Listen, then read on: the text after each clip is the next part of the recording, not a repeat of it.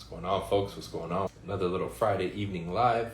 Can I get a good script? Yeah, bro. DM me or email me. Email me, but DM me. I'll send you my email. I can send you like the foundational scripts that we have. Because we have two copies. We have the advanced stuff and we have the foundational one. I can send you the foundational one. Add salt to your food. If I ever add salt to stuff, it's like when I cook, it's sea salt. But for the most part, if I add stuff like ginger and that kind of stuff, I'll add it to taste, or if I want to have it. But for the most part, I don't really use like a lot. You know what I mean? Drink a lot of water, spring water. I have sea moss, coconut water. I'll have too. So all the wide range of vitamins and minerals, I know I'm getting them. I follow a really clean diet though. I think most people don't. So they're probably lacking a lot in the vitamins and nutrients that they get through their food. I'm having some blocks when it comes to calling my leads. I mean, there's a lot, man. There's many levels to that. From a functionality standpoint, meaning like what to do, you should have a very basic follow-up script, and you should have your set times throughout the day when you follow up. If it's a matter of you're scared or you have if it's more of an emotional thing, then to me, it really boils down to why you got into the business, right? If the reason behind everything moves you, you won't care. Because emotionally, you're going to feel the same. I was scared to call my leads in the beginning too, but I wanted to be successful and make money and do all that so bad. I didn't care. There was no choice of, well, I'm not going to do it. That didn't exist for me. And I think people need to put themselves in that position. This is why like coaching and all that is so important, because we take you through the internal process to change. At least me. I can't say for other people, because even in the coaching that I did early on, they didn't teach me that, right? But I've added that because that's so important. You have the mechanical side and the how-to, and then you have the internal side. And if you want people to perform at the highest level, you need a combination of both, right? Mr. Woods, I don't know what your first name is, but you really need to get clear on the reason why you do these things. Why did you get your license? Why do you want to call these leads? What's the end goal? Besides just, I want to make 100K. Like beyond that, what is it? Personal development for you. You want to be a better speaker, right? You want to be more confident. You want financial freedom, right? Like you really need to explore that more. Once that's clear and there's a connection, it's easy to do these things. You'll feel uncomfortable, but you'll still do them. Otherwise, it's always going to be, well, I'm not motivated. I don't feel like it. I'm scared. Those surface level manifestations will stop you instead of you doing what you're supposed to do. Pre-workout, I don't do it. I would stay away for the most part, bro, from like caffeine and a lot of that stuff, because it's addictive and it's not good for you. It's not good for you. I'm almost 40, y'all, and I don't need pre-workout. I have plenty of energy. I'm bouncing off the walls before my workouts with my trainer, and he's 10 years younger than me, and even he's like, fuck, dude, you're like a spring chicken. But again, no alcohol, no smoking, no drugs. I eat very clean. I do my best to get a lot of sleep. Like, if the lifestyle's correct, you guys won't need pre-workout and all that stuff. Now, if you want to be a bodybuilder, that's different. They take steroids and they do a bunch of stuff, but that's a specific thing that requires sacrifice. So in that case, I could understand somebody having a more of an extreme diet, doing steroids and all that, because they got into bodybuilding and they signed up for it. You know what I mean? So, but yeah, when it comes to caffeine and all that, all those liquids and fucking chemicals, bro, stay away from them for the most part. They're not good. They're not good. God damn, sometimes finding the hole in my ear is a bitch. Recipe book recommendations. There's a couple accounts that I follow that you can check on my follower list. Crush Foster, fantastic. He's more alkaline, but he has a website. He has a cookbook for like $5-10, very good. Alkaline Herbs and Recipes, I follow him too. Arthur, he has a huge cookbook that you can get. But if you're not plant-based or any of that stuff, I'm sure you can find a ton of stuff online. It just really depends on kind of what your style is and what type of diet you follow, right? Like I really don't shove my dietary practices down people's throats, because everybody wants to do their own thing. But how I eat and what I do works for me. My blood work is clean. My testosterone is high. I have great energy. I sleep like a baby. So no complaints from me. You know what I mean? Because like one of the biggest benefits I noticed when your diet is on point, mental clarity, and you get rid of that. I used to be kind of short-tempered. Everything pisses you off. You'd be aggressive. And I've had even we can say situations recently where the old me might have gotten into fights or instigated something, where now I'm at a different level maturity wise, but also emotionally. Even if somebody does make me upset or do some foul shit, I'm not gonna let it get to me, versus before it would. It was almost like a hair trigger temper. And the quickest, we can say, change I felt was from my diet. There was other stuff that I had to do too, but the dietary changes shifted that a lot for me. What are the biggest objections you had to deal with in your acquisition experience? You mean me? Are you referring, Ant, to me like buying property, or are you just saying in general objections that I got in real estate or in sales? That way I make sure I answer your question correctly. Real estate investor connections. You need to go to local real estate investment meetings and meetups. Chamber of Commerce is good to potentially meet investors. Investors have meetups all the time. Going to networking events. You have to go where the money is too. Like people who are investors, typically developers and that kind of stuff, they're usually people who are a little bit more affluent and have money. So you're going to want to go to those areas. Going to development projects. Damn it, dude. And getting to know the managers and the developers, right? Offering to do content for them would be another good way. Calling the signs when you see like a fence and there's like a developer sign, call them, right? Get some information. Go to new builds and talk to them, right? Offer to do content for them. There's a million ways to find investors, right? There really is, but you got to get out there, right? Prospecting is a great way to do it too. I've met some great developers and investors just from cold calling and door knocking. You'd be surprised. Some of my best ones were acquired and met through prospecting, right? But the higher level people, I go to yacht parties, I go to marinas here in Florida, right? I go to places where, country club, I go where there's money. That's kind of where you want to go if you want to reach the high ticket stuff. But if you go there, you better present yourself properly and know how to carry yourself to fit in with those people, because they move different. Do you have a girl lined up for Valentine's Day? I don't celebrate Valentine's Day, bro. Why were you playing football? Flag football, dude, for fun. My friends invited me to play. They wanted somebody fast and athletic, so they called me. Funny you say short-tempered, because a common trait of vegans. You weren't paying attention, bro. I was short-tempered before I went plant-based. I'm not vegan, I'm plant-based. Vegan is a different philosophy and all that. I used to be short-tempered, now I'm not. So it's the opposite of what you just said. Do I live in a mansion? No. I lived in a big ass house, like a mansion in California. But I have a regular house out here, bro. It's like 1,500 square feet. I'm in the process of moving though. I think the next house I'm going to get, it's looking like it's going to be around 2,000 square feet. And then next year, in like 12 to 18 months, I'm probably going to purchase land and get a decent house, but on land, because I want to start growing my own food and taking it to that level. I'll probably put my own gym on it too. Well, the cats are here. I think one of them ran off, but I have to go around to show you them. They'll be back though. They're always jumping on me and having fun. And my family's from South America, bro, and I grew up around them and really not having shit, being used to not having AC.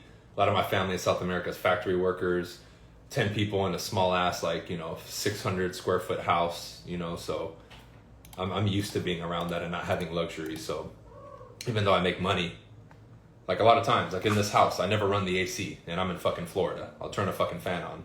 Now, can I pay for the the AC? Sure. I'm just used to not having it. I have a fan right here that I turn on. You know what I mean? Because I like the fresh air, and so I guess I'm just different. Aren't you worth? No, I don't think I'm worth over 10 million. I haven't checked my net worth recently, but nah, dude, 10 million, that's kind of a stretch. Anthony, cool, you're coming February 10th, bro. Hell yeah. Bring some friends, bring some other business owners, bring some realtors if you want, bro. It's going to be good. I have developers. I have a lot of entrepreneurs there, so you'll make some good connections, man. One of the founders of the team 38 in Milwaukee, most of them are new agents. Can't motivate people who aren't motivated, Miguel. Right? That's the thing is, you can provide some sort of motivation, but I always tell people, I even tell this to my team and even my coaching members. I'm like, I'm here to help you. I'm not here to, like you said, handhold or motivate. You need to motivate yourself. External motivation is a bonus. Internal motivation is a requirement, right? So the best thing you can do to motivate them, right, is you yourself be on point. And number two, give credit to the people who are putting in effort. Give rewards, right? Give recognition to the people who are putting in effort. That's really all you can do, right? Because believe me, man, I've done the coaching, I have the team, the environment, I've done everything. But if you have somebody who's not self-motivated, no matter what you do, it's not going to be enough. You need to find the right people. People who aren't motivated and require everything are what we categorize as B and C team players. You need A team players, right? So whether it's my team, employees, even people on my coaching, because part of my coaching is application only. I want A team players. I don't want B or C team players, right? And it's a tough pill for a lot of people to swallow when you tell them, I'm not here to motivate you. A byproduct of a good teacher is motivation. But again, we're not here to motivate, right?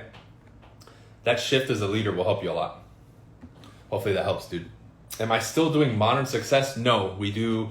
Modern Success was the first thing I started years ago. Now I have the Real Estate Agagi, I have Distinguished Agent, and then I have Limitless. Limitless is for people who are making at least 200 grand or more, application only. Distinguished Agent is the package that I sold over 1,000 packages to, right? To mostly realtors and entrepreneurs. That's the one that most people get. And then the Real Estate Agagi is for new agents or people who just don't have any money, who are looking for something basic to give them all the basic systems and things to get their real estate business started and get them some sales and some money going, right? The Real Estate Agagi is $97 a month. Distinguished Agent has 3 or 4 different payment plans, which you can find on my website. And Limitless through my website would be application only. I also have lifetime packages too, where you make one payment in perpetuity for Distinguished Agent and Limitless. Learning to scale, well, from day one, whether it was athletics or real estate, from being a solo agent to building a team, I've always had coaching and help. That's how you learn, bro. Part of it you learn through experience, but everybody and whatever they do, you need coaches and help. That's really the answer. Because they see what you don't see, they help guide you, and it's priceless, man.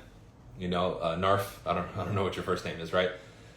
That's really what helped the most. Other than that, I would say my colleagues too, within the coaching programs and stuff, like other people who are at your level or right above, because then you can refer to them, you know? And then the other one would be experience, making mistakes, doing things right, doing things wrong. That's kind of how you learn how to do it, right? But the first one is the most important, right? Hire somebody and learn from somebody who did it before you, right? That's really the best answer I can give you, my friend. Because what people forget is when you get legitimate coaching, you have someone and an organization now that's invested in you. And I think a lot of people don't know the difference between like watching me on the live or getting a question answered and having me or somebody invested in you. There's a clear difference there, right? And I think a lot of people, because they've never experienced it, they don't know the difference, right? The more people, organizations, individuals you have invested in you, the better you're going to do. If you guys want, for real estate, like a basic structure and growing your team as an example, get The Millionaire Real Estate Agent by Gary Keller. It's a good book. I don't follow that structure to the T, but I learned from it. And it's a basic book. It's like $10 and it'll show you how to grow your real estate business, you know, get an assistant and kind of build that structure, right? Is it bad to see yourself as someone high achieving like a Kobe or LeBron? If you haven't achieved what they've achieved in your career or in your life or in your category, then that would be delusional. Like if I say I'm Kobe Bryant of real estate, I've accomplished a lot, but when we look at accomplishments in real estate, I'm not at a Kobe level in basketball, so I can't call myself the Kobe or the LeBron of real estate or whatever, right? Calisthenics, right? Basketball, I was never that good. You can view yourself internally that way, sure, but you can't proclaim it to the world. It's a clear difference there. I'm all about internally thinking of yourself highly, right? But you have to make sure that outwardly you don't project and act like everybody should treat you like you're Kobe. There's a difference there. All black fits. Sometimes I wear an all black suit, you know, black shirt, black coat, black bow tie, black tie. Yeah, from time to time. Or like a white suit with a black shirt, you know. But typically, no, I don't wear all black. Not always. That's more for like a funeral or some shit. I like bright colors, summer colors, pink, lime green, orange, purple. That's my style. Why can't you see yourself as a Kobe real estate? I don't think you understood what I said, bro. Kobe in basketball is 0.1% ever, right? Meaning, if I called myself the Kobe of real estate, again, doesn't mean it has to be anything about basketball. That would mean I have to be 0.1%. I'm not, bro. Maybe Trump, somebody who's done hundreds of millions of developments, he could say he's the Kobe of real estate and real estate development. I can't. I'm not at that level, bro. Maybe teaching people potentially about sales and real estate, maybe I could say I'm at that level. I don't know. I'd have to learn about everything and everyone who teaches, right? And kind of their accomplishments and credentials. I could say, hey, I've sold 1,000, coaching packages to people. That's probably top 1%, I would say, right? Maybe, there's a couple other companies that have like Mike Ferry and stuff. Okay. But still, I don't know if I can say I'm the Kobe. Mike Ferry, somebody like that could probably say he's the Kobe or Michael Jordan because he's been around for fucking 40 years and he has the biggest name. You know what I mean? But I'm not worried about that, right? That's what's called recognition. I'm not somebody who's fueled by recognition. I don't need people to clap for me or say I'm the best. I don't give a shit. I'm perfectly fine making a lot of money and going out in the world and not being seen as a celebrity. Like, I really don't care, right? Like, even today, I had somebody at the gym. Oh, hey, bro, I follow you, blah, blah, blah. We talked, you took a picture, and cool. But I don't care. I don't relish in that and walk around like I'm the shit. I don't care, right? I really don't. People who are fueled by recognition exceedingly typically have ego problems, meaning it's too inflated, right? There's nothing wrong with ego, but if it becomes too inflated, you become a puppet to it. And a lot of people struggle with that, especially once they start getting fame on, in quotes, fame on social media or, YouTube and that kind of stuff. I've seen it firsthand and it's sad. I've seen influencers who literally think they're celebrities, like where we're all invited to an event and they treat people like shit. They think they're special. And I'm just like, you ain't shit, bro. Like, you're a fucking influencer. You don't need recognition for legacy, bro.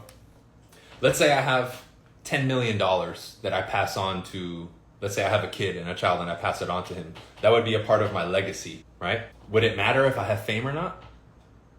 Right? I own right now, I sold 2, but I own 8 properties still. That's a part of my legacy, my real estate portfolio that I would pass on to the next generation. Most people don't know that I own that much real estate. Most people back in the day would make fun of me for renting my house, but wouldn't acknowledge that I owned 8 properties. It's like, yeah, I rent where I live. I admitted it, but I fucking own 8 homes. Oh yeah, but you rent where you live. It's like, but I own 8 fucking properties, dick, right? But I don't care. I wouldn't fight people because I don't care about their recognition. But again, it's the legacy. You get what I'm saying? Like, you don't need the fame for legacy. You don't. There's people who are billionaires that nobody knows. They have a tremendous legacy. They don't need fame, right? Even right now, temporarily, before I get my big house on land, I'm going to rent again. I don't care. I own a ton of property. I have cash flow, whether I buy my personal residence like this one or rent. Who gives a shit? I spent $300,000 on real estate last year. You think I would care if someone's like, oh, but you rent? Okay, right? I don't care. But see, somebody who's caught up in this is going to be like, oh, I can't rent, or I can't show people that I rent because I have I need to protect my image online. I don't give a shit, bro. Yeah.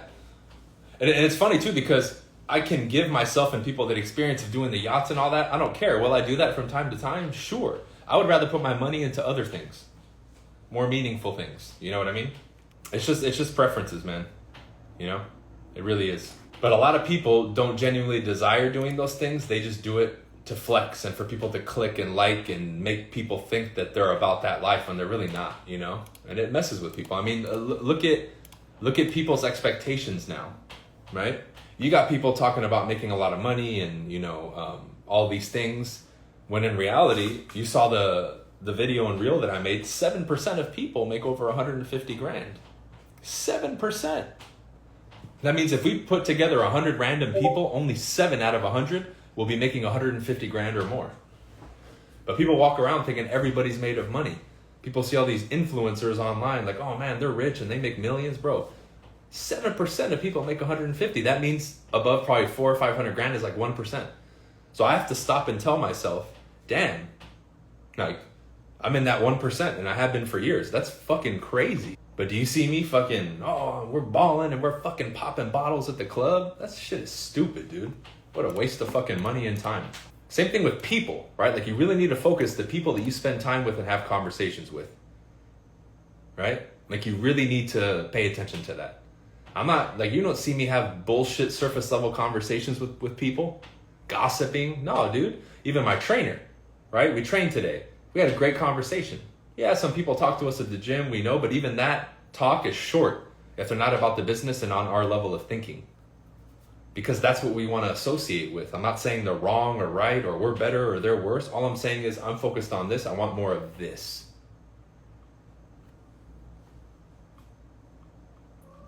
10% of people are not millionaires, bro. Sorry. Even by net worth status, 10% of people are not millionaires. That's a false statistic if you read that somewhere. 7% of people make 150 G's, bro. 7%. And that there's no guarantee that even within that 7%, they have a net worth of $1 million. Because that would be assets minus liabilities. Check the source that told you that. Probably false. You know what's a trip I haven't told anybody, guys? I found a... Let me double check to make sure it's here. Remember that Audi? For those of you who have been following for a long time, remember that Audi that I bought like 10 years ago when I was brand new in the game, all excited? I found a dealership here locally that has that same model Audi. I might buy it again just for old time's sake because it's cheap and it's a really nice car. It's luxurious. It looks nice. It drives nice. I just might. You can look it up. Nah, dude, it's not true. I've looked at plenty of statistics about income, assets, wealth in the United States. It's not 1 in 10 people, dude. That's way too high. That's way too high. Do you see a lot of exotic pets in Florida? I mean, you see more exotic animals and stuff, but at the dog park, not really.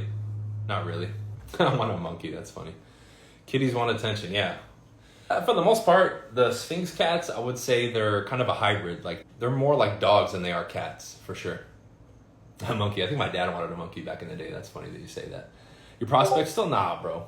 I will with the team. I'll get on the phones and on the doors with them every once in a while, but I've been out of the day-to-day for years, man. So I took more of a managing role in the team of leading and training and recruiting, and then focusing on the coaching and recruiting for the brokerage as well, Gus. So I've been out of the day-to-day for a long time. It's funny though, because when I go out with the team in door knock, you see the difference, right? Like some of my agents are pretty damn good, but like when I door knock and talk to people or call and talk to people, like even they're like, damn, bro, what a difference. But that's why I do it with them from time to time so they can see the difference, Have you found a girl physically attractive and then disliked her personality? Of course, man. Well, you try to hit on her? I don't hit on girls, bro. Let's be clear about that. I don't think you need to hit on girls to attract them. But yeah, a lot. There's a lot of beautiful women who have average to shitty personalities, man. Because typically the better looking you are, especially as a woman, you get away with a lot more, just generally speaking in our society. So they're not required to develop their personality, right? Generally speaking. You'll find some beautiful women that have good personalities though. It's not as often as you might think. Cool. What else can I help you guys with? Remember to check out the social media, the free social media workshop that I'm doing. I think we have over 100 registered for that. If you're interested in my training, I have the Agagi. If you're strapped for cash, if you're really ready to step up, get on Distinguished Agent. And then Limitless is available for application if you make over 200,000, then you'll be eligible for it. What do you do in those cases? For the most part, I'm at a point now in my life, and I have been for years now, where I'll still keep in touch with people and use them as a networking. I'll have them follow my social media. I'll keep their number. I might invite them out. Like one thing I do with people I meet, whether they're men or women, is if I go out, I'll invite a ton of people. Hey, we're going to be here. Show up if you want. And women and men will show up. I just use them more for like networking and friendship circle versus a romantic interest, if that's kind of what you're asking. Like what people need to realize too, when it comes to people who are a little bit more successful in their lives and in a different position, I can say, in regards to the opposite sex, especially men, we don't have time nor interest to go out and chase ass all the time. Yeah, we attract girls and we talk to them and it's not a problem, but that's not the primary focus of our life, right? Cool. Any other questions I can help you all with? Remember the challenge, the link's in the my bio. Check out all our stuff. We'll be logging off here soon. We got the partial monetization on YouTube finally, right? I think we got another month to go to be finally fully monetized again on the new channel, and then we're off to the races. And I started, I think in October, and I said, hey, I'm gonna go on the second channel and blow this shit up. And then a couple months later, we already have partial monetization, almost full.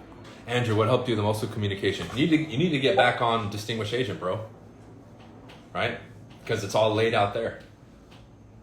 You need to get back on, bro. I know you talked to Alden, I think a while back, and you never hopped back on, dude, but you need to get back on, right? That's going to be the best streamlined way for you to really focus, commit, and develop your communication, bro.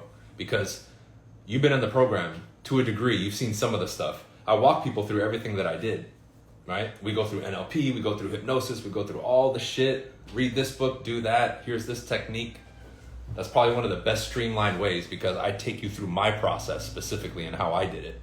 So if people are looking to replicate my results, I would say that's probably one of the best ways to do it if communication is a real focus for you. What do you think of the Aberdeen, Washington? Oh man, I don't know real estate hyper locally at that level, my friend Dylan. I think commercial will take a hit though.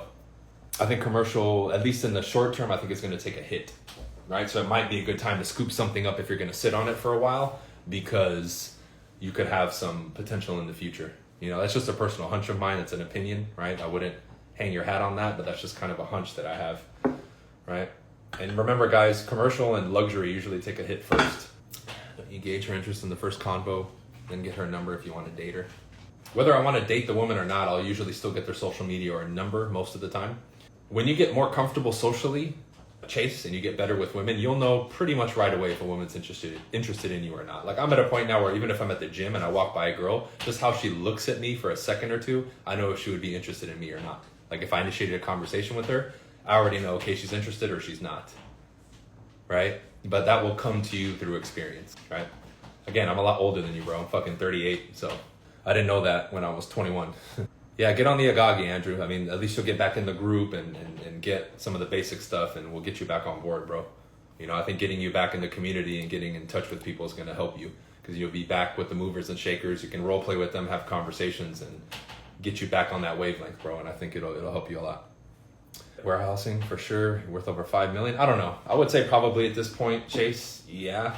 I need to add up my portfolio again, especially my real estate portfolio, but probably. I'm not at 10 though. 10 is a stretch for sure. Yeah, of course, bro.